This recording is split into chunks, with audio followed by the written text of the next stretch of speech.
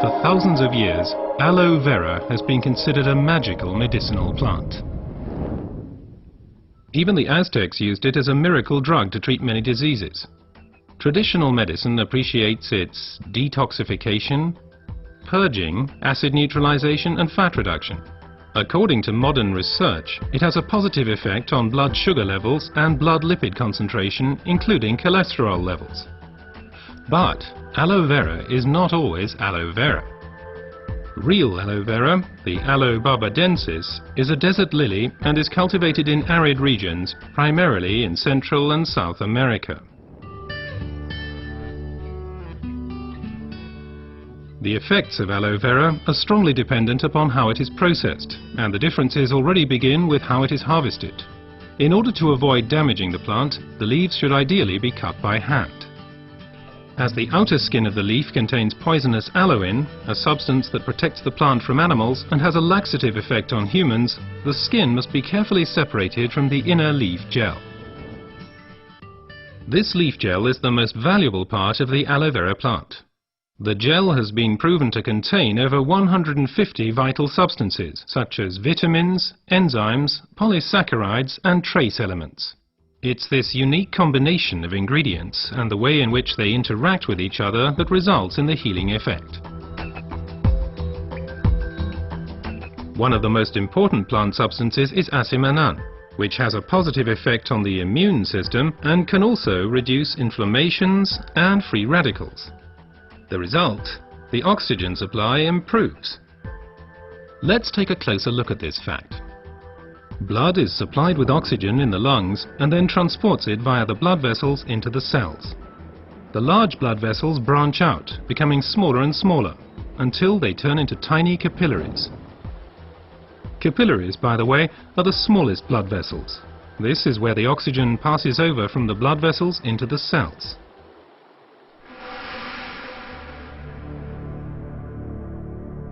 Poor eating habits, environmental pollution, stress and increased physical effort weaken our immune system. Free radicals have an easier time of things and can cause microinflammations throughout the body. These inflammations can damage blood vessels and result in a thickening of the fine capillary walls. This swelling constricts the flow of blood, slowing down the blood cells on their way through the capillaries, which, as a result, impedes the oxygen supply. And it's here that the aloe vera acts. It reduces the swelling on the capillary walls. The blood cells can flow faster again, and the oxygen supply is improved. Furthermore, toxins and impurities are removed more quickly.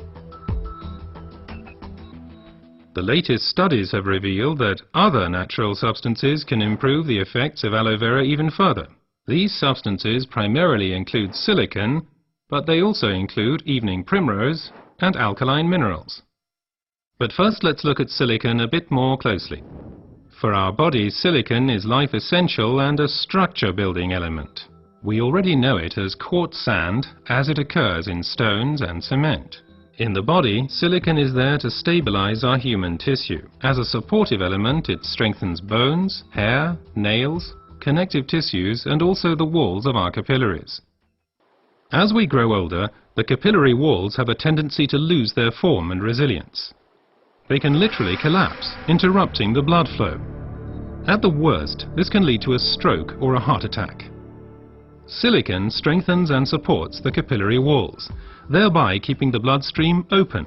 As a result, the erythrocytes can now supply the cells with oxygen more efficiently.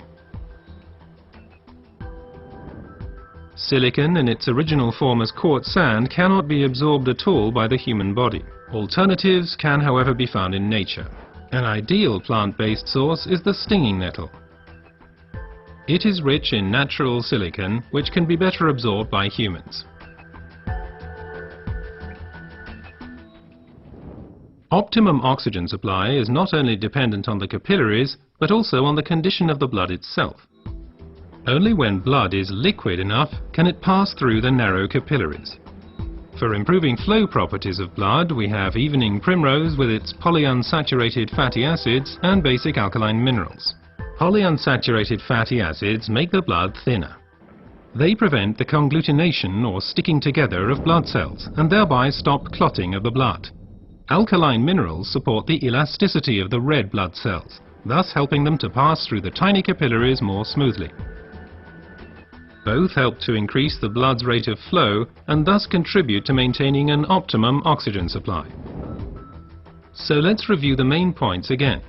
The supply of oxygen to our cells is a vital prerequisite for our overall health and also helps to safeguard us against serious illnesses. Aloe Vera, with its decongestant effect, improves the oxygen supply. Silicon strengthens the vessel walls and keeps the bloodstream open. Reinforcement comes from evening primrose and basic alkaline minerals.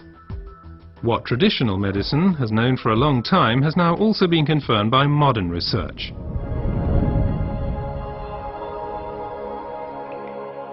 Aloe Vera improves your oxygen supply and therefore your general health. Because oxygen means life. Place your trust in Aloe Vera.